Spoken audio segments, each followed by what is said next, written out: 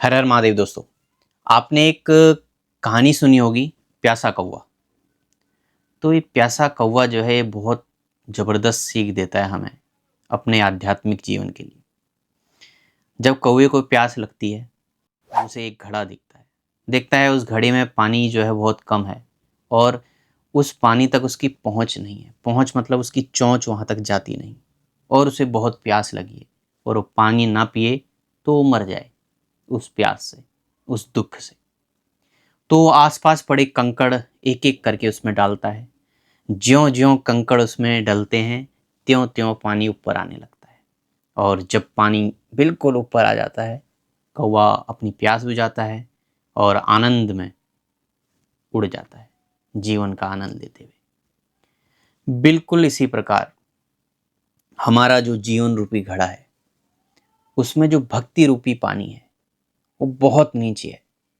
हमारी पहुंच वहां तक नहीं, हम वहां तक पहुंच नहीं पा रहे। बहुत कोशिशें कर रहे हैं, परंतु एक खुशहाल जीवन जीने के लिए, एक समृद्धशाली जीवन जीने के लिए उस पानी की बहुत आवश्यकता है, उस भक्ति की बहुत आवश्यकता है।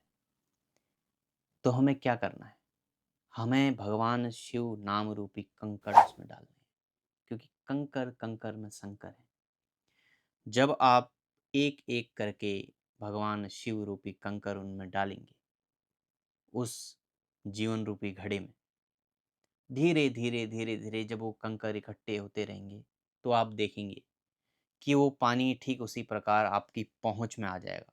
आप वहां तक पहुंच जाएंगे, या वो पानी स्वतः ही इतना ऊपर आ जाएगा कि आप उसका पान करेंगे, मानो ऐसा लगेगा जीवन में भक्ति प्रकट हो गई। और फिर जो प्यास बुझेगी और जीवन जीने का जो आनंद आएगा, उसकी बात ही निराली होगी।